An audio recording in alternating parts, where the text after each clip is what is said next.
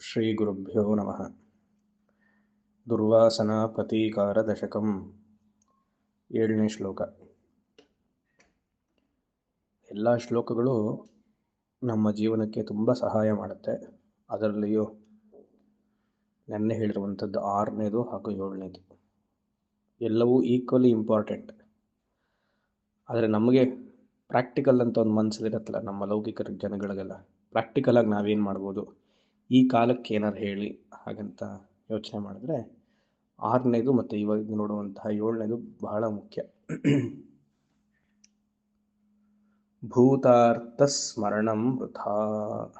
ಭೂತಾರ್ಥಸ್ಮರಣಂ, ಭೂತಕಾಲನಲ್ಲಿ ಆಗಿರುವಂತಹ ವಿಚಾರವನ್ನು ಯೋಚನೆ ಮಾಡೋದು ವ್ಯರ್ಥ, ಅದನ್ನು ತ್ಯಜಿಸು. ಸದಾ ತ್ಯಜ ಅಂತ ಇದೆ 2ನೇ ಸಾಲಲ್ಲಿ, 2ನೇದು ಹಾಗೆ 3ನೇ ಪದ ಅದು ಕ್ರಿಯಾಪದ. ಅದನ್ನು ಮೊದಲನೇ ಸಾಲಿಗೆ ಹಾಕೊಳ್ಬೇಕು. ಇನ್ಫ್ಯಾಕ್ಟ್ ಎಲ್ಲ ಸಾಲಲ್ಲೂ ಅದೇ, ಸದಾ ತ್ಯಜ. ಭೂತಾರ್ಥ ಸ್ಮರಣಂ ಸದಾ ತ್ಯಜ. ಹಿಂದೆ ಆಗಿದ್ದನ್ನು ಯೋಚನೆ ಮಾಡ್ತಾ ಇರ್ತೀವಿ ನಾವೆಲ್ಲ. ಹೀಗಾಗೋಯ್ತಲ್ಲ, ಹೀಗಾಗಬಾರ್ದಾಗಿತ್ತಲ್ಲ, ನಾನು ಇಷ್ಟೆಲ್ಲ ಸಹಾಯ ಮಾಡಿದ್ನ ಹೀಗಾಯ್ತಲ್ಲ, ಏನೋ ಒಂದು ಕೊರಗ್ತಾ ಇರ್ತೀವಲ್ಲ, ಅದು ಯೂಸ್ಲೆಸ್, ಅದು ವ್ಯರ್ಥ, ಅದಕ್ಕೆ ವೃಥ ಅಂತ ಹಾಕಿದ್ದಾರೆ. ಆಗೋಗಿದ್ದನ್ನು ಯೋಚನೆ ಮಾಡೋದನ್ನು ಅದರಲ್ಲಿ ಏನು ಸಾಮರಸ್ಯ ಇಲ್ಲ. ಅದು ಒಳ್ಳೆಯದಾಗಲಿ ಕೆಟ್ಟದ್ದಾಗಲಿ, ಯಾಕಂದರೆ ಎಲ್ಲವೂ ಆ ಕಾಲಕ್ಕೆ ಪರಿಮಿತವಾಗಿತ್ತು, ಆಗೋಯ್ತು, ಮುಗೀತು. ಒಳ್ಳೆಯದನ್ನು ಯೋಚನೆ ಮಾಡಿಕೊಂಡು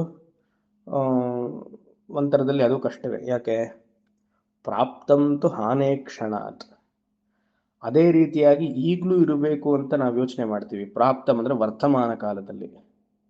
ವರ್ತಮಾನ ಕಾಲದಲ್ಲೂ ಏನೋ ನನಗೆ ಹಿಂದೆ ಹೇಗಿತ್ತು, ಸಪೋಸ್ ಎಲ್ಲ ಒಳ್ಳೆ ಕೆಲಸಗಳಾಗಿದ್ದರೆ ಹಾಗೆ ಇರಬೇಕು, ಇವಾಗಲೂ ಹಾಗೆ ಇರಬೇಕು ಅಂತ ಫೈಟ್ ಮಾಡೋಕ್ಕೆ ಹೋಗ್ತೀವಿ, ಅಥವಾ ಏನೋ ಒಂದು ಮಾಡ್ತೀವಿ. ಅದೇನಾಗುತ್ತೆ, ಮನಸ್ಸು ವರ್ತಮಾನ ಕಾಲದಲ್ಲಿರಲ್ಲ, ಹಿಂದಿನ ಕಾಲಕ್ಕೆ ಯೋಚನೆ ಮಾಡ್ತಿರುತ್ತೆ. ಸಪೋಸ್ ಹಿಂದೆ ಕೆಟ್ಟದಾಗಿತ್ತು ನಮಗೆ ಅಂದರೆ ಭಯ ಬರುತ್ತೆ. ಅಯ್ಯೋ ಹಾಗಾಯ್ತಲ್ಲ, ಇಷ್ಟೆಲ್ಲ ನಾನು ಮಾಡಿಯೂ ನನಗೆ ಕೆಟ್ಟ ಹೆಸರು ಬಂತು. ಯಾವುದೊಂದು ಸಂದರ್ಭ ತಗೊಳ್ಳಿ, ಅದೂ ವರ್ತಮಾನ ಕಾಲದಲ್ಲಿ ಹಾನಿ. ಯಾಕೆ ಅಂದರೆ ಆ ಭಯದಿಂದ ವರ್ತಮಾನ ಕಾಲದಲ್ಲಿ ಮಾಡುವಂತಹ ಕ್ರಿಯೆಯು ಪರ್ಫೆಕ್ಟ್ ಆಗಿರೋದಿಲ್ಲ, ಏನೋ ಕಾಟಾಚಾರಕ್ಕೆ ಮಾಡ್ತೀವಿ. ಇದೇನು ಮಾಡುತ್ತೆ, ಹಿಂದೆ ಯೋಚನೆ ಮಾಡುವಂಥದ್ದು ಹಾಗೂ ಈಗನೂ ಒಂದು ವಿಚಾರಕ್ಕೆ, ಒಂದು ಸಂದರ್ಭಕ್ಕೆ ಅಂಟಿಕೊಂಡು ಕೆಲಸ ಮಾಡುವಂಥದ್ದು ಏನಾಗುತ್ತೆ, ಭ್ರಮದಿಯ ಮನಸ್ಸು ತಿರುಗಿಸ್ತಾ ಇರುತ್ತೆ, ಮೋಹಗೊಳ್ತಾ ಇರುತ್ತೆ ಮನಸ್ಸು. ಯಾವುದೋ ಒಂದು ಫಲಕ್ಕೆ ಅಂಟಿರುತ್ತೆ, ಸುಖ ಫಲ ಇಲ್ಲ ದುಷ್ಟ ಫಲ. ಸೊ ಭೂತಕಾಲದ ಚಿಂತನೆ ಬೇಡ, ವರ್ತಮಾನ ಕಾಲದ ಚಿಂತನೆಯೂ ಬೇಡ. ಏನಿದೆಯೋ ಹಾಗದನ್ನು ಕೆಲಸ ಮಾಡ್ತಾ ಹೋಗಬೇಕು. ಭವ್ಯಾರ್ಥ ವ್ಯಸನಂ ಸದಾ ತ್ಯಜ. ಭವಿಷ್ಯತ್ ಕಾಲದಲ್ಲಿ ಹೀಗಾಗಬೇಕು ಅಂತಲೂ ಕೇಳಬಾರ್ದಂತೆ. ಒಂದು ಹಂತದಲ್ಲಿ ಭವಿಷ್ಯತ್ ಕಾಲದ ಚಿಂತನೆ ಇರಬೇಕು. ಯಾಕೆ ಪ್ಲ್ಯಾನಿಂಗ್ ಎಲ್ಲ ಮಾಡ್ತೀವಿ ನಾವು, ಅದೆಲ್ಲ ಬೇಕಾಗುತ್ತೆ. ಮಾಡಿದ ಮೇಲೆ ಆಯಿತು ಸಂತೋಷ, ಆಗಲಿಲ್ಲ ಅಳಬಾರ್ದು, ವ್ಯರ್ಥ ಮಾಡಬಾರ್ದು, ಅಯ್ಯೋ ಅನ್ನಬಾರ್ದು. ಯಾಕೆ ಹಾಗನ್ಬಾರ್ದು ಅಂದರೆ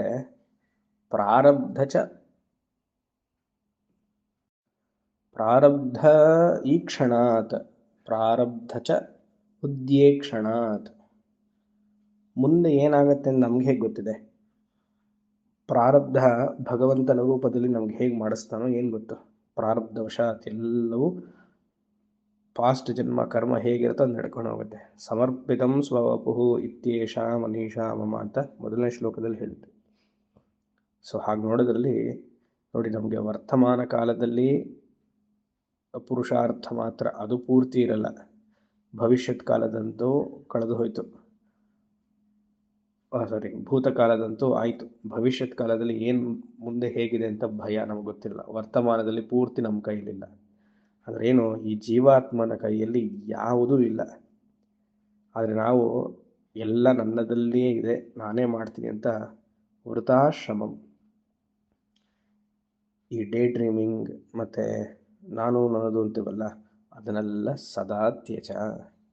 ವರ್ತಮಾನದಲ್ಲಿ ಭಗವಂತ ಶರೀರ ಮನಸ್ಸು ಅನ್ನುವಂತಹ ಅಂತಃಕರಣವನ್ನು ಕೊಟ್ಟಿದ್ದಾನೆ. ಅದನ್ನು ಹುಷಾರಾಗಿ ಸಾತ್ವಿಕ ಬುದ್ಧಿಯಿಂದ ಉಪಯೋಗಿಸಿ ಕೆಲಸ ಮಾಡಬೇಕು. ಫಲಾಫಲಗಳು ಅವನಿಗೆ ಬಿಟ್ಟಿತ್ತು ಅಂತ ಮೊದಲನೇ 2ನೇ ಸಾಲು. ಮೂರನೇದಲ್ಲಿ ಶಿಷ್ಟ ಅನಿಷ್ಟ ಜನಕ್ರಿಯಾಂ ವೃಥಾ ಚ ಕಷ್ಟಾನುಸಂಧಾನತಃ. ಜನಕ್ರಿಯಾಂ, ಜನಗಳು ಮಾಡುವಂತಹ ಕರ್ಮಗಳನ್ನು ನೀನು ನೋಡಿ ಇದು ಶಿಷ್ಟ ಕರ್ಮ ಅಂದರೆ ಒಳ್ಳೆ ಕರ್ಮ, ಧರ್ಮ ಕಾರ್ಯವಾಗಿದೆ, ಇದು ಅಶಿಷ್ಟ ಕರ್ಮ ಅಥವಾ ಅನಿಷ್ಟ ಕರ್ಮ, ಇದು ಅಧರ್ಮದ ಕರ್ಮ ಕೆಲಸವಾಗಿದೆ ಅಂತ ವೃಥಾ ಕಾಲ ಕಳೆದು ಅವ್ರನ್ನ ಹೀಯಾಳಬೇಡ. ಕಷ್ಟಾನುಸಂಧಾನತಃ, ಪ್ರತಿಯೊಂದು ಕರ್ಮದಲ್ಲಿಯೂ ಒಂದು ರೀತಿಯಾದಂಥ ದೋಷ ಇದ್ದೇ ಇರುತ್ತೆ. ಯಾವ ಕರ್ಮವು ವೈದಿಕ ಕರ್ಮವಾಗಲಿ ಲೌಕಿಕ ಕರ್ಮವಾಗಲಿ ಎಲ್ಲೋ ಒಂದು ದೋಷ ಇರಲೇಬೇಕು. ಯಾವ ಕರ್ಮವು ಈಗಿನ ಕಾಲದಲ್ಲಿ 100ಗೆ 100%, 100ಕ್ಕೆ 100% ಯಾವ ಕರ್ಮವು ಸಂಪೂರ್ಣವಾದ ಫಲ ಕೊಡಲ್ಲ. ಈಗಲ್ಲ, ಯಾವುದೇ ಯುಗದಲ್ಲಿ ತಗೊಳ್ಳಿ, ಏನೋ ಒಂದು ದೋಷ ಇರುತ್ತೆ. ವಿಶೇಷವಾಗಿ ಕಲಿಯುಗದಲ್ಲಿ ಒಂದು ಪೂಜೆ ಮಾಡ್ತೀರಿ ಅಂತ ಆದರೆ ಆ ಪೂಜೆಗೆ 100ಕ್ಕೆ 100% ಕರ್ಮದ ಫಲ ಆ ಯಜಮಾನನಿಗೆ ಬರೋಕ್ಕೆ ಸಾಧ್ಯವೇ ಇಲ್ಲ. ಯಾಕಂದರೆ ಹಲವಾರು ಫ್ಯಾಕ್ಟರ್ಸ್, ಅಂಶಗಳಲ್ಲಿ ಕೂಡಿರುತ್ತೆ.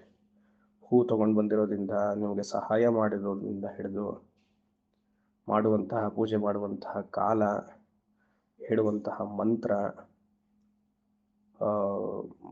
ಪೂಜೆ ಮಾಡಿಸುವಂತಹ ಪುರೋಹಿತರ ಮನಸ್ಥಿತಿ, ನಿಮ್ಮ ಮನಸ್ಥಿತಿ, ದ್ರವ್ಯದ ಶುದ್ಧೀಕರಣ, ಎಲ್ಲವನ್ನು ನೋಡಿ ಪೂಜೆಯ ಫಲ ಯಜಮಾನನಿಗೆ ಹೋಗೋದು. ವೈದಿಕ ಕರ್ಮಕ್ಕೆ ಹಾಗೆ ಅಂತ ಶಂಕರರು ಬ್ರಹ್ಮಸೂತ್ರದಲ್ಲಿ ಹೇಳಿದಾಗ, ನಿಪುಣಾಮಪಿ ಸೂಕ್ಷ್ಮಾಪರಾಧ ದರ್ಶಿಭಿ ಅಂತ ಹೇಳಿದಾಗ, ನಾವು ಮಾಡುವಂತಹ ಲೌಕಿಕ ಕರ್ಮ ಆಗಲಿ, ಇನ್ನು ಬೇರೆ ಪೌರಾಣಿಕ ಕರ್ಮಗಳಾಗಲಿ, ಅದು ಎಲ್ಲಿ ಫಲ ಬರುತ್ತೆ? ದೋಷ ಇದ್ದೇ ಇರುತ್ತೆ. ಆ ದೋಷವನ್ನು ಮನಸ್ಸಿನಲ್ಲಿ ಇಟ್ಕೊಂಡು ಇದು ಒಳ್ಳೆಯದು ಕೆಟ್ಟದು ಅಂತ ಹೇಳ್ಬಿಡ, ಸುಮ್ಮನೆ ಇರು. ಒಳ್ಳೆಯದು ಕೆಟ್ಟದು ಅವರವರ ಪ್ರಾರಬ್ಧಕ್ಕೆ ಬಿಟ್ಬಿಡು ಅಂತ ಇಲ್ಲಿ ಸಾಧಕನಿಗೆ ವಿದ್ಯಾರಣ್ಯ ಮಹಾಸ್ವಾಮಿಗಳು ಉಪದೇಶ ಮಾಡ್ತಿದ್ದಾರೆ. ನಾವು ಮೂಗು ತೂರಿಸ್ಕೊಂಡು ಇಲ್ಲೆಲ್ಲ ಹೀಗೆ ಮಾಡಬೇಕು ಹಾಗೆ ಮಾಡಬೇಕು ಅಂತ ಹೇಳೋದಲ್ಲ. ಒಂದು ಹಂತಕ್ಕೆ ಹೇಳಬೇಕು, ಆಮೇಲೆ ಬಿಟ್ಬಿಡ್ಬೇಕು. ಅದನ್ನು ಪ್ರೆಷರ್ ಹಾಕಬಾರ್ದು. ವೃಥಾ ಕಷ್ಟಾನುಸಂಧಾನತಃ. ಅನುಸಂಧಾನ ಅಂದರೆ ಕಂಟಂಪ್ಲೇಟ್ ಮಾಡೇನು. ಪ್ರತಿಯೊಂದು ವೈದಿಕ ಕರ್ಮದಲ್ಲಿಯೂ ಲೌಕಿಕ ಕರ್ಮದಲ್ಲಿಯೂ ದೋಷ ಇದೆ. ಇಂಡೈರೆಕ್ಟಾಗಿ ಏನು ಹೇಳ್ತಿದ್ದಾರೆ? ಮನಸ್ಸನ್ನು ಸನ್ಯಾಸದ ಕಡೆ ಬೆಳೆಸ್ಕೋ. ಸನ್ಯಾಸ ತಗೊಳ್ತಿರೋ ಇಲ್ವೋ ಅದೇ ಬೇರೆ ವಿಚಾರ. ಮಾನಸಿಕವಾಗಿ ಸನ್ಯಾಸಿ ಆಗು. ಆವಾಗ ಕರ್ಮದ ದೋಷಗಳು ನಿನಗಂಟಲ್ಲ, ಪುಣ್ಯವೂ ಅಂಟಲ್ಲ, ಪಾಪವೂ ಅಂಟಲ್ಲ. ಕೊನೆಯದು, ಸ್ನೇಹ ದ್ವೇಷಮತಿಂ ಸದಾ ತ್ಯಜ ಜನಂ ಭಸ್ಮಾಂಸ್ತಥಾ ಸಂಸ್ಮೃತೆ. ದ್ವೇಷ ಬಂದಾಗ ಏನು ಮಾಡಬೇಕು? ಸ್ನೇಹವನ್ನು ಬೆಳೆಸ್ಕೋ. ಸ್ನೇಹವೇ ಜಾಸ್ತಿ ಆದಾಗ ಏನಾಗುತ್ತೆ? ರಾಗ ಬರುತ್ತೆ. ಅವಾಗ ಏನು ಮಾಡಬೇಕು? ವೈರಾಗ್ಯವನ್ನು ಬೆಳೆಸ್ಕೋ. ಅದರಿಂದ ಸ್ನೇಹ ದ್ವೇಷ ಮತಿಂ ಸದಾ ತ್ಯಜ, ಎರಡೂ ಒಳ್ಳೆಯದಲ್ಲ ಮನುಷ್ಯನಿಗೆ. ದ್ವೇಷ ಬಂದಾಗ ರಾಗವನ್ನು ಬೆಳೆಸ್ಕೊಳ್ಬೇಕು, ಅದು ಸ್ನೇಹ. ಸ್ನೇಹನೇ ಜಾಸ್ತಿ ಆಗ್ತಿದ್ದು ಹೋದಾಗ ಏನಾಗುತ್ತೆ? ಅಂಟುವಿಕೆ ಬರುತ್ತೆ, ಎಣ್ಣೆ ಥರ. ಹಿಂದಿನ ಶ್ಲೋಕದಲ್ಲಿ ನೋಡೋದಲ್ಲ, ಜಿಡ್ಡೋದು, ಅದನ್ನು ಬಿಡಿಸ್ಕೊಳಕ್ಕಾಗಲ್ಲ. ಅದೊಂಥರ ಅಟ್ಯಾಚ್ಮೆಂಟ್. ಎರಡೂ ಬೇಡ ನಮಗೆ. ರಾಗದ್ವೇಷಗಳಿಂದ ಮುಕ್ತನಾಗಬೇಕು ಅಂದರೆ ಇದು ಎರಡನ್ನು ಬಿಟ್ಟು ವೈರಾಗ್ಯ ಮನಸ್ಸು ಉಳ್ಳವನಾಗು. ಸದಾ ತ್ಯಜ. ಹೇಗೆ ವೈರಾಗ್ಯವನ್ನು ಬೆಳೆಸ್ಕೊಳ್ಳೋದು? ಜನಂ ಭಸ್ಮಾಂಸ್ತಥಾ ಸಂಸ್ಮೃತೆ. ಪ್ರತಿಯೊಂದು ಲೋಕದಲ್ಲಿ ಇವತ್ತಲ್ಲ ನಾಳೆ ಎಲ್ಲವೂ ಭಸ್ಮವಾಗಬೇಕು, ಅಂದರೆ ಎಲ್ಲವೂ ಮಣ್ಣಿಗೆ ಸೇರಬೇಕು. ಇಷ್ಟೆಲ್ಲ ಶುಶ್ರೂಷೆ ಮಾಡಿರುವಂತಹ ಶರೀರ ಏನು ಸ್ವಾಮಿ, ನನಗೇನು ಈ ಶರೀರದಲ್ಲಿ ಒಂದು ತೊಂದರೆ ಬಂದಿಲ್ಲ ಹಾಗಂತ 120 ವರ್ಷ 200 ವರ್ಷ ಇಟ್ಕೊಳ್ಳೋಕ್ಕಾಗತ್ತಾ? ಪ್ರಾರಬ್ಧವಶಾತ್ ಇದು ಭಸ್ಮವಾಗಲೇಬೇಕು, ಸುಡಬೇಕು, ಇಲ್ಲ ಹೂಣಬೇಕು. ನನ್ನ ಶರೀರವು ಹೇಗೋ ನನ್ನ ಸಂಬಂಧದ ಶರೀರವೂ ಹಾಗೆ, ಭಗವಂತನ ಶರೀರವೂ ಹಾಗೆ.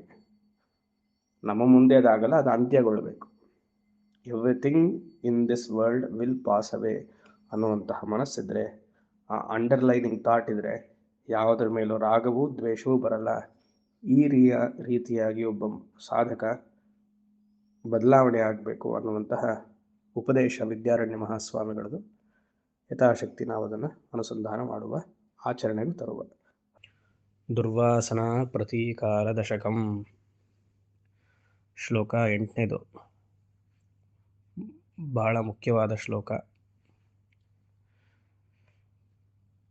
ನಮಗೆ ಗೀತೆಯಲ್ಲಿ ಉಪದೇಶ ಹೇಗೆ ಕೃಷ್ಣ ಮಾಡಿದ್ದಾನೋ ಹಾಗೆ ವಿದ್ಯಾರಣ್ಯ ಸ್ವಾಮಿಗಳು ತಿಳಿಸ್ತಿದ್ದಾರೆ.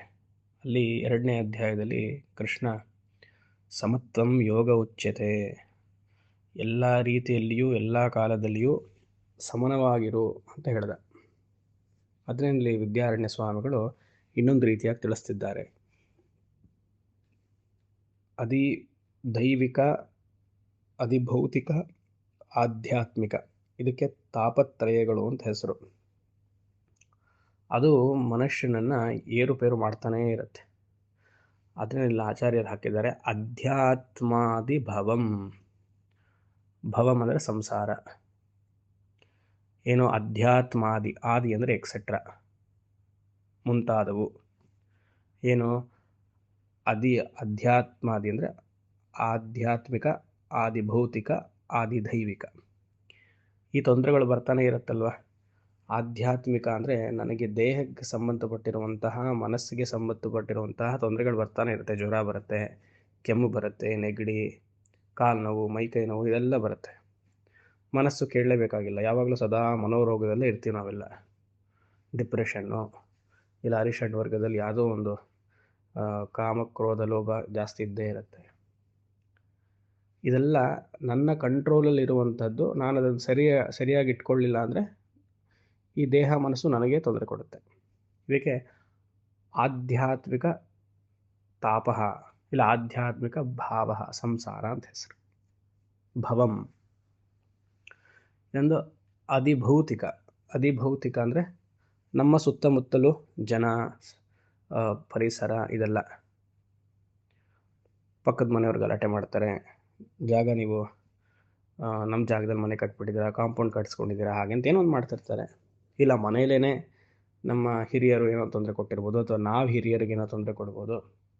ನಮ್ಮ ದೇಹ ಮನಸ್ಸು ಎಲ್ಲ ಸರಿ ಇರುತ್ತೆ, ಬಟ್ ಮನೇಲಿ ಯಾರೋ ಒಬ್ರು ಏನೋ ಅವ್ರಿಗೆ ಆರೋಗ್ಯ ಸರಿ ಇಲ್ಲ ಅಂದರೆ ನಾವು ಅವ್ರನ್ನ ಶುಶ್ರೂಷೆ ಮಾಡಬೇಕಾಗತ್ತೆ.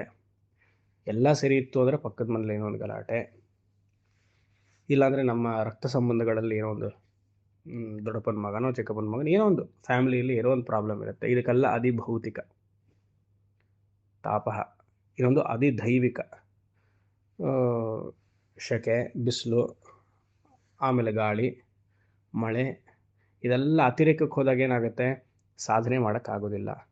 ದೇಹ ಮನಸ್ಸು ಸರಿ ಇಲ್ಲ ಅಂದರೆ ಸಾಧನೆ ಕೂರೋಕ್ಕಾಗಲ್ಲ. ದೇಹ ಮನಸ್ಸು ಸರಿ ಇತ್ತು ಆದರೆ ಹಿತೈಷಿಗಳು, ಸಂಬಂಧಿಗಳು ಸರಿ ಇಲ್ಲ ಅಂದರೆ ಸಾಧನೆ ಕೂರೋಕ್ಕಾಗಲ್ಲ. ಎರಡೂ ಸರಿ ಇತ್ತು, ಪ್ರಕೃತಿ ವಿಕೋಪ ಆಯಿತು, ಫ್ಲಡ್ಸ್, ಸುನಾಮಿ ಆ ಥರ ಎಲ್ಲ ಬಂತು, ಅದು ಸಾಧನೆ ಕೂರೋಕ್ಕಾಗಲ್ಲ. ಇದಕ್ಕೆಲ್ಲ ತಾಪಃ, ಇದಕ್ಕೆ ಸಂಸಾರ ಅಂತ ಹೆಸರು. ಅದನ್ನು ಅವ್ರು ಹೇಳ್ತಿದ್ದಾರೆ, ಇದನ್ನು ತ್ಯಜಸ್ಸು. ಫಿಸಿಕಲಾಗಿ ತ್ಯಜಿಸೋಕ್ಕಾಗಲ್ಲ, ಬೌದ್ಧಿಕವಾಗಿ, ಇಂಟಲೆಕ್ಚುಯಲ್ ಆಗಿ ತ್ಯಜಸ್ಸು. ಅದನ್ನು ಇಗ್ನೋರ್ ಮಾಡು. ಯಾಕೆ? ಮನಸ್ತಾಪಂ, ಇದು ಮನಸ್ಸನ್ನೆಲ್ಲ ಕುದಿಯೋಗಿ ಮಾಡುತ್ತೆ. ಅದನ್ನು ತಳ್ಳಿ ಹಾಕು. ಹೇಗೆ ತಳ್ಳಿ ಹಾಕೋದು? ಸ್ವಭಾವ ಈಕ್ಷಣಾತ್. ದೇಹದ ಸ್ವಭಾವವೇ ಒಂದು ದಿವಸ ಚೆನ್ನಾಗಿರುತ್ತೆ, ಇನ್ನೊಂದು ದಿವಸ ಚೆನ್ನಾಗಿರಲ್ಲ. ಅದಕ್ಕೆ ನಾವೆಲ್ಲ ಪ್ಯಾನಿಕ್ ಆಗ್ತೀವಿ. ಅಯ್ಯೋ ಯಾಕೆ ಹೀಗಾಯಿತು ಶರೀರ, ಇವ್ರದ್ದು ಚೆನ್ನಾಗಿತ್ತಲ್ಲ, ಇದಕ್ಕೇನು ಪರಿಹಾರ ಮಾಡಬೇಕು? ಶರೀರ ಇವತ್ತು ಹುಟ್ಟಿತು ಅಂದರೆ ನಾಳೆ ಸಾಯಲೇಬೇಕು, ಇಲ್ಲ ಇನ್ನೊಂದು ದಿವಸ ತೊಂದರೆಗೊಂಡು ಸಾಯಲೇಬೇಕು. ಅದಕ್ಕೆ ನಾವೆಲ್ಲ ಇದು ಮಾಡಿಕೊಂಡು, ಗಾಬರಿ ಮಾಡಿಕೊಂಡು, ಅದಕ್ಕೇನೋ ಪ್ಯಾಂಪರಿಂಗ್ ಮಾಡಿ, ಆ ಮಾತ್ರೆ ತೊಗೊಂಡ್ರೆ ಸರಿ ಹೋಗುತ್ತಾ, ಈ ತಿಂಡಿ ತಿಂದರೆ ಸರಿ ಹೋಗುತ್ತಾ? ಶರೀರ ಪ್ರಾರಬ್ಧಕ್ಕೆ ಸೇರಿರುವಂಥದ್ದು, ಅದನ್ನು ಅಕ್ಸೆಪ್ಟ್ ಮಾಡಬೇಕು. ಸ್ವಭಾವ, ಶರೀರದ ಸ್ವಭಾವ ಏನು? ಕ್ಷೀಣಿಸುವಂಥದ್ದು. ನನಗೆ ಆ ಊಟ ಮಾಡಿದ್ರೇ ಆಗೋದು, ಹೀಗೆ ಮಾಡಿದ್ರೇ ಆಗೋದು, ಇದೆಲ್ಲ ಹೇಳ್ತೀವಲ್ಲ, ಅದು ಸರಿ ಬರಲ್ಲ ಅಂತ ಆಚಾರ್ಯ ತಿಳಿಸ್ತಿದ್ದಾರೆ. ಫಾಲೋ ಮಾಡೋದು ಬಿಡೋದು ನಮಗೆ ಬಿಟ್ಟಿರೋದು. ಸುಮಾರು ಜನ ಫಾಲೋ ಮಾಡಲ್ಲ, ಇರಲಿ. ಅದರ ಸ್ವಭಾವ, ಮನಸ್ಸಿನ ಸ್ವಭಾವ ಏನು? ಮನಸ್ಸು ಚಿಕ್ಕ ವಯಸ್ಸಿಂದ ಅದಕ್ಕೆ ರಜೋಗುಣವನ್ನೇ ಆಹಾರವಾಗಿ ಕೊಟ್ಟಿದ್ರೆ, ತಮೋಗುಣವನ್ನೇ ಆಹಾರವಾಗಿ ಕೊಟ್ಟಿದ್ರೆ, ಈ ಕೂತು ಸಾಧನೆ ಮಾಡಬೇಕು, ಧರ್ಮಚಿಂತನೆಯನ್ನು ಬೆಳೆಸ್ಕೊಳ್ಬೇಕು, ಶಾಸ್ತ್ರ ಚಿಂತನೆಯನ್ನು ಮಾಡಬೇಕು ಅಂದ್ರೆ ಎಲ್ಲಿ ಸಾಧ್ಯ? ಚಿಕ್ಕ ವಯಸ್ಸಿಂದ ಬರಬೇಕದೆಲ್ಲ.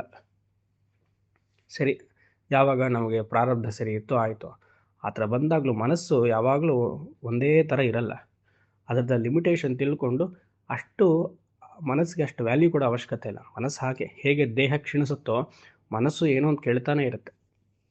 ಆ ಮನಸ್ಸು ಕೇಳಿದಕ್ಕೆಲ್ಲ ನಾವು ಅದ್ರ ಹಿಂದೆ ಹೋದರೆ ನಮ್ಮ ಆಧ್ಯಾತ್ಮಿಕ ಸಾಧನೆ ಮುಂದೆ ಬರೆಯೋದೇ ಇಲ್ಲ. ಸೊ ಅದರ ಸ್ವಭಾವವನ್ನು ತಿಳಿ. ಮತ್ತು ಆದಿ ಭೌತಿಕವಾಗಿರುವಂತಹ ಪ್ರತಿಯೊಬ್ಬ ಮನುಷ್ಯನು ಅವನವನ ಪ್ರಾರಬ್ಧಕ್ಕೆ ಅನುಗುಣವಾಗಿ ನಡೀತಿರ್ತಾನೆ. ಅವನು ಹೀಗಿರಬೇಕು, ಇವ್ರು ಹೀಗಿರಬೇಕು ಅಂದ್ಕೊಂಡು ಅವ್ರಿಗೋಸ್ಕರ ಕಾದು ನಾವು ಸಾಧನೆ ಮಾಡ್ತೀವಿ ಅಂದ್ರೆ ಆಗಲ್ಲ. ಅದನ್ನು ತಳ್ಳಿ ಹಾಕು, ಇಗ್ನೋರ್ ಮಾಡು. ಆಧ್ಯಾತ್ಮಿಕ ಎಷ್ಟು ಮಟ್ಟಿಗೆ ಆಧ್ಯಾತ್ಮಿಕ ನಮಗೆ ಕಂಟ್ರೋಲಲ್ಲಿಲ್ಲ. ಇದೆರಡಾದರೂ ಸ್ವಲ್ಪ ಕಂಟ್ರೋಲಲ್ಲಿದೆ. ಅದಂತೂ ಭಗವಂತನ ಕೈಲಿದೆ. ಆಧ್ಯಾತ್ಮಿಕ ತಾಪ ಭಗವಂತನ ಪ್ರಾರ್ಥನೆ ಮಾಡೋದು, ಮುಂದುವರ್ಸೋದು ನಮ್ಮ ಸಾಧನೆಯನ್ನು. ಸೊ ಅದು ಸ್ವಭಾವ. ಯಾವುದು ಸ್ವಭಾವವೋ ಅದನ್ನು ಬದಲಾವಣೆ ಮಾಡೋಕ್ಕಾಗಲ್ಲ. ಇದು ಒಂದು ಅರ್ಥ. ಇನ್ನೊಂದೇನರ್ಥ, ನನ್ನ ನಿಜಸ್ವರೂಪ ಆಗಿರುವಂತಹ ಆತ್ಮತತ್ವವು ಅದು ನನ್ನ ಸ್ವಭಾವ. ಈ ತಾಪತ್ರಯಗಳೆಲ್ಲ ಬಂದು ಹೋಗುತ್ತೆ. ಅದರಿಂದ ಈ ಕ್ಷಣ ಈ ಸ್ವಭಾವದಲ್ಲಿ ನಿಲ್ಲು, ಪೂರ್ಣ ಬ್ರಹ್ಮನಲ್ಲಿ ನಿಲ್ಲು, ಈ ತಾಪತ್ರಯಗಳನ್ನು ತಳ್ಳಿ ಹಾಕು ಅಂತ ಒಂದು. ಇನ್ನೊಂದು ಸಾಧನೆ ವಿಚಾರ ತಗೊಂಡ್ರೆ ತಾಪತ್ರಯಗಳನ್ನು ಇಗ್ನೋರ್ ಮಾಡೋ ಸಾಧನೆ ಕೂರು. ಎರಡು ರೀತಿಯಾಗೂ ಇದು ನೋಡ್ಬೋದು. ಸರಿ, ಎರಡನೇ ಸಾಲು. ವೈಷಮ್ಯಂ ಸಮಭಾವತಃ ಪರಕಥಾ ವಿಕ್ಷೇಪಮಕ್ಷೋಭತಃ. ವೈಷಮ್ಯ ಕಾಲದಲ್ಲಿ ಸಮಭಾವತೆಯನ್ನು ಬೆಳೆಸ್ಕೋ. ವೈಷಮ್ಯ ಅಂದರೆ ಏರುಪೇರುನೆ. ಸುಖ ದುಃಖೇ ಸಮೇ ಕೃತ್ವ ಲಾಭಾಲಾಭೌ ಜಯಾಜಯೋ ಅಂತ ಏನು ಕೃಷ್ಣ 2ನೇ ಅಧ್ಯಾಯದಲ್ಲಿ ಹೇಳಿದ್ನ. ವೈಷಮ್ಯ ನಾವು ಅಂದ್ಕೊಂಡಾಗ ಏನೂ ಆಗಲ್ವಲ್ಲ, ಆ ರೀತಿಯಲ್ಲಿ ಮನಸ್ಸನ್ನು ಹಾಳು ಮಾಡ್ಕೊಳ್ಬೇಡ. ಸಮತ್ವ ದೃಷ್ಟಿಯಲ್ಲಿರು. ಸಮಭಾವತಃ ಪರಕಥಾ, ಅದು ಇಂಪಾರ್ಟೆಂಟ್. ನಿನ್ನನ್ನು ಪರರು ಹೀಯಾಳಿಸ್ತಾನೇ ಇರ್ತಾರೆ. ಏನೋ ಒಂದು ತಪ್ಪು ಕಂಡು ಹಿಡಿತಾನೇ ಇರ್ತಾರೆ. ಕೂತರೆ ತಪ್ಪು, ನಿಂತರೆ ತಪ್ಪು ಅಂತ ಮನೇಲಿ ಆಗತ್ತಿದು. ಏನು ಮಾಡಿದ್ರು ತಪ್ಪು ಹೇಳ್ತಾರೆ ಸ್ವಾಮೀಜಿ ನಮ್ಮ ಮನೆಯವರು ಅಂತ ಹೇಳ್ತಾರೆ ಅಲ್ವಾ. ಆ ರೀತಿಯಲ್ಲಿ ಅವರು ವೈಷಮ್ಯವನ್ನು ನಿನ್ನ ಮನಸ್ಸಿನಲ್ಲಿ ಹಾಕಿದ್ರೆ ನೀನೇನು ಮಾಡಬೇಕು? ಸಮಭಾವದಲ್ಲಿರಬೇಕು. ವಿಕ್ಷೇಪಮಕ್ಷೋಭತಃ, ವಿಕ್ಷೇಪವನ್ನು ಅವರು ಉಂಟು ಮಾಡ್ತಿದ್ದಾರೆ, ಮನಸ್ಸನ್ನು ಕೆಡಿಸ್ತಿದ್ದಾರೆ ಅಂದರೆ ಅಕ್ಷೋಭತ, ಕ್ಷಮೆಯಿಂದ ನೀರಿರು. ಕ್ಷಮೆ ಅಂದ್ರೇನು? ತಾಳ್ಮೆಯಿಂದ ಇರು. ಎಷ್ಟು ಪೇಷನ್ಸ್ ಬೆಳೆಸ್ಕೊಳ್ತೀಯೋ ಅಷ್ಟು ಮನಸ್ಸು ಗಟ್ಟಿ ಆಗಬೇಕು. ಆಗುತ್ತೆ. ಸಾಧಕನ ಲಕ್ಷಣವೇ ಅದು, ಪೇಷನ್ಸ್, ತಾಳ್ಮೆ. ಅದನ್ನು ಬೆಳೆಸ್ಕೋ. ಧಿಕ್ಕಾರಾದಿ ಭವಂತು ದುಃಖ ಮನಿಷಂ ತದ್ಯೋಗ್ಯತಾ ಭಾವನಾತ್. ಇನ್ನ ಕೀಳ್ಮಟ್ಟಗೆಲ್ಲ ಬೈತಾರೆ. ಧಿಕ್ಕಾರ, ಇವನ್ ಸರಿ ಇಲ್ಲ ಅಂತ ಹೇಳ್ತಾರೆ. ಅದರಿಂದ ನಮಗೇನಾಗ್ತದೆ? ದುಃಖ ಮನಿಷಂ. ದಿನ ಬೆಳಗಾದರೆ ನಾವು ಒಳ್ಳೇದು ಮಾಡಿದರೂ ಜನ ನಮಗೆ ಬೈತಾರೆ. ಅದು ಗೃಹಸ್ಥರಿಗೆ ಅಂತಲ್ಲ, ಸನ್ಯಾಸಿಗಳಿಗೂ ಎಲ್ಲರಿಗೂ ಒಂದಲ್ಲ ಒಂದು ರೀತಿ ಬೈಗಳು ಇದ್ದಿದ್ದೆ ಈ ಪ್ರಪಂಚದಲ್ಲಿ. ಯಾಕಂದರೆ ನಾವು ಒಂದು ದೃಷ್ಟಿಯಿಂದ ಏನೋ ಯೋಚನೆ ಮಾಡಿ ಕೆಲಸವನ್ನು ಶುರು ಮಾಡಿದ್ರೆ ಮತ್ತವ್ರು ಯಾವುದೋ ಒಂದು ದೃಷ್ಟಿಯಿಂದ ನೋಡಿ ಇನ್ನೊಂದೇನೋ ಹೇಳ್ತಾರೆ. ಸೊ 100% ಪರ್ಫೆಕ್ಟಾಗಿ ಎಲ್ಲರೂ ನಿಮ್ಮನ್ನು ಸ್ತುತಿ ಮಾಡಬೇಕು ಅನ್ನೋದು ಸಾಧ್ಯವಿಲ್ಲ. ಧಿಕ್ಕಾರಾದಿ, ಆದಿ ಎಕ್ಸೆಟ್ರಾ, ಹಲವಾರು ರೀತಿಯಾಗಿ ಜನ ನಮ್ಮನ್ನು ನೋಡಿ ಜಡ್ಜ್ ಮಾಡೋ ಥರ ಇರುತ್ತೆ. ಆ ಜಡ್ಜ್ಮೆಂಟ್ಗೆ ಕಿವಿಗೊಡಬೇಡ.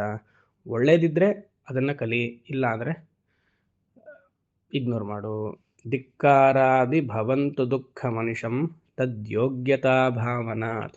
ಅನಿಶಂ ಅಂದರೆ ಬೆಳಗ್ಗೆ ರಾತ್ರಿ ಈ ಥರ ಧಿಕ್ಕಾರಾದಿ ಮಾತುಗಳಿಗೆ ಮನಸ್ಸು ಕೊಡದೆ, ಅದರ ಯೋಗ್ಯತೆಯೇ ಅಷ್ಟು. ಮನುಷ್ಯ ಯಾವತ್ತೂ ಏನೋ ಒಂದು ಹೇಳ್ತಿರ್ತಾನೆ ಅಂತಲೇ ಅಂದ್ಕೊಂಡು ಮನಸ್ಸನ್ನು ಸಮತೋಲನವಾಗಿಟ್ಕೋ. ತಜ್ಞ ಶಿಶೂಂ ಕ್ಷಮಸ್ವ. ಗೊತ್ತೋ ಗೊತ್ತಿಲ್ಲದೋ ಏನೋ ಬೈತಾನೆ ಇರ್ತಾರೆ ಯಾರು. ಅವರಲ್ಲಿ ಯಾವ ಭಾವನೆ ಇರಬೇಕು ನಿನಗೆ? ಶಿಶೂಂ ಕ್ಷಮಸ್ವ. ಮಕ್ಕಳು ಇಮ್ಮೆಚೂರ್ ಅಲ್ವಾ, ಅವ್ರಿಗಿನ್ನ ಬುದ್ಧಿ ಬಂದಿಲ್ಲ ಅಂತ ನಾವು ಹೇಳ್ತೀವಿ. ಯಾರು ನಮಗೆ ಬೈದರೆ ನಾವು ಅವ್ರಿಗೆ ಬೈಬಾರ್ದು. ಅವನಿಗೇನೋ ಇಮ್ಮೆಚೂರಾಗಿ ಹೇಳ್ತಿದ್ದಾನಪ್ಪ, ಬುದ್ಧಿ ಇನ್ನೂ ಸರಿಯಾಗಿ ಬಂದಿಲ್ಲ. ಆ ಮಗು ಅಂತ ಅಂದ್ಕೊಂಡು ಕ್ಷಮಸ್ವ, ಫರ್ಗಿವ್. ಕೃಪಯಾ ಕರ್ಮಕ್ಷಯ ತಾಡನಂ. ಕೃಪಯಾ ಶುಡ್ ಗೋ ವಿತ್ ಶಿಶೂನ್ ಕ್ಷಮಸ್ವ. ಆ ಫರ್ಗಿವ್ನೆಸ್ಸನ್ನು ಬೆಳೆಸ್ಕೋ, ಕ್ಷಮೆಯನ್ನು ಬೆಳೆಸ್ಕೋ. ಕರ್ಮಕ್ಷಯ ತಾಡನಂ. ತಾಡನಂ ಅನ್ನೋದು ಪಾರಿಭಾಷಿಕ ಶಬ್ದ. ಪ್ರತಿಯೊಬ್ಬ ಮನುಷ್ಯನು ಅವನ ಪ್ರಾರಬ್ಧಗೋಸ್ಕರ ಇಲ್ಲಿ ಬಂದಿದ್ದಾನೆ. ಅದು ಕರ್ಮಕ್ಷಯವೇ ಆಗಬೇಕು. ತಾಡನಂ ಅಂದರೆ ಗ್ರಹಗತಿಗಳ ಇನ್ಫ್ಲೂಯೆನ್ಸ್, ಪ್ಲಾನೆಟರಿ ಇನ್ಫ್ಲೂಯೆನ್ಸ್ ನಮ್ಮ ಮೇಲೆ ಪ್ರತಿಯೊಬ್ಬ ಮನುಷ್ಯನಿಗೂ ಆಗ್ತಾ ಇರುತ್ತೆ. ಅದರಿಂದಲೇ ಕರ್ಮಕ್ಷಯ ಆಗೋದು. ಆ ಕರ್ಮಕ್ಷಯ ಆಗ್ತಿರ್ಬೇಕಾದ್ರೆ ನಮಗೆಲ್ಲ ಭಯ ಬರುತ್ತೆ. ಅಸ್ಟ್ರಾಲಜರ್ ಹತ್ರ ಹೋಗ್ತೀವಿ, ಹೀಗೆ ಮಾಡ್ಬೋದಾ ಹಾಗೆ ಮಾಡ್ಬೋದಾ ಅಂತೆಲ್ಲ ಕೇಳ್ತೀವಿ. ಅದೊಬ್ಬ ವೇದಾಂತವನ್ನು ಅಧ್ಯಯನ ಮಾಡಿರುವಂತಹ ವ್ಯಕ್ತಿ, ಈ ವೇದಾಂತಿಕ್ ಸ್ಟೂಡೆಂಟ್, ಅವನ ಜಾತಕವನ್ನು ನೋಡ್ಕೊಳ್ಳೇಬಾರ್ದು. ಏನು ಬರುತ್ತೋ ಅದನ್ನು ಎದುರಿಸ್ತೀನಿ. ಯಾಕಂದರೆ ಪ್ರಾರಬ್ಧವನ್ನು ಭಗವಂತನಿಗೆ ಸಮರ್ಪಣೆ ಮಾಡಿದ್ದಾಯಿತು, ಅಥವಾ ಈ ಶರೀರವನ್ನು ಪ್ರಾರಬ್ಧಕ್ಕೆ ಸಮರ್ಪಣೆ ಮಾಡಿದ್ದಾಯಿತು. ಈ ಮುಂದಿನ ಬರುವಂತಹ ದಶೆಯಲ್ಲಿ ಏನಾಗುತ್ತೆ, ಅಥವಾ ಇನ್ನೊಂದು 10 ವರ್ಷ ಆದಮೇಲೆ ನನಗೆ ರಾಹು ದಶೆ, ಈಗ ಶನಿ ದಶೆ, ಈ ಮಧ್ಯದಲ್ಲಿ ಯಾವುದೋ ಒಂದು ಭುಕ್ತಿ, ಸಂಸಾರಿಸ್ತರು ಕೇಳೋದು ಅದು ಓಕೆ. ಯಾಕಂದರೆ ಅವ್ರಿಗೆ ಅಜ್ಞಾನ ಇರೋದ್ರಿಂದ ಅದನ್ನು ಕೇಳ್ಕೊಂಡು ಅವ್ರು ಅದೇ ಸತ್ಯ ಅಂದ್ಕೊಂಡಿರ್ತಾರೆ. ಆದರೆ ಸಾಧಕ, ಅದು ಹೆಚ್ಚಾಗಿ ವೇದಾಂತವನ್ನು ಅಧ್ಯಯನ ಮಾಡಿರೋನು, ಈ ಜ್ಯೋತಿಷ್ಯ ಶಾಸ್ತ್ರಕ್ಕೆಲ್ಲ ಅಷ್ಟು ಬೆಲೆ ಕೊಡದೆ ಈಶ್ವರ ಅನುಗ್ರಹ, ಗುರು ಅನುಗ್ರಹ ಹಾಗೂ ಪುರುಷಾರ್ಥ, ಈ ಮೂರಲ್ಲಿಯೇ ಅಥವಾ ಎರಡರಲ್ಲಿಯೇ ಮನಸ್ಸನ್ನು ದಾಟಿ ಏನೇ ಮನಸ್ಸನ್ನೆಲ್ಲ ನೆಲೆಗೊಳಿಸಿ ಏನೇ ಬಂದರೂ ಅದೆಲ್ಲ ನನ್ನ ಪ್ರಾರಬ್ಧ, ಒಳ್ಳೇದು ಬಂದರೂ ಪ್ರಾರಬ್ಧ, ಅಥವಾ ಗುರುವಿನ ಅನುಗ್ರಹ, ಭಗವಂತನ ಅನುಗ್ರಹ, ಕೆಟ್ಟದ್ದು ಬಂದರೆ ಅದು ಪ್ರಾರಬ್ಧ ಅಂಥೇಳಿ ಯಾವುದೇ ಪರಿಹಾರವನ್ನು ಮಾಡದೆ ಮನಸ್ಸನ್ನು ಸಮತೋಲದಲ್ಲಿಟ್ಕೊಳ್ಬೇಕು. ಅದು ನಿಜವಾದ ಉತ್ತಮೋತ್ತಮ ವೇದಾಂತಿಯ ಲಕ್ಷಣ. ಒಂದು ಕಡೆ ವೇದಾಂತವನ್ನು ಅಧ್ಯಯನ ಮಾಡಿರ್ತೀವಿ, ಗೀತಾ ಎಲ್ಲ ಓದ್ತೀವಿ, ಸಮತ್ವಂ ಯೋಗ ಉಚ್ಯತೆ ಅಂತ ಕಂಠಸ್ಥನೂ ಮಾಡಿರ್ತೀವಿ. ಅದರ ತೊಂದರೆ ಬಂದಾಗ ಮಾತ್ರ ಒಬ್ಬ ಅಸ್ಟ್ರಾಲಜರಿಂದ ಹೋಗಿ ಏನು ಪರಿಹಾರ ಮಾಡ್ಬೋದು ಹೇಳಿ ಅಂತ ಕೇಳ್ತೀವಿ. ಏನು ಬರುತ್ತೋ ಎದುರಿಸ್ಬೇಕು. ಆವಾಗಲೇ ಆತ ಉತ್ತಮ ಅಧಿಕಾರಿ. ಇಲ್ಲ ಅಂದರೆ ಹೆಸರಿಗೆ ಮಾತ್ರ, ಮನಸ್ಸಿನಲ್ಲಿ ಒಂದು ಹೊರಗಡೆ ಒಂದು ಅಂತ ಆಗುತ್ತೆ. ಆ ಥರ ಆಗಬಾರ್ದು. ಮನಸ್ಸನ್ನು ಸದಾ ಈಕ್ವಿಪಾಯ್ ಸ್ಟೇಟಲ್ಲಿ ಇಟ್ಕೊಳ್ಬೇಕು ಅಂತ ಆಚಾರ್ಯರು ನಮಗೆ ತಿಳಿಸ್ತಿದ್ದಾರೆ. ಆದಷ್ಟು ಪ್ರಯತ್ನಪಟ್ಟು ಜೀವನದಲ್ಲಿ ಅಳವಡಿಸ್ಕೊಳ್ಳೋಣ. ಹರಿ ಓಂ.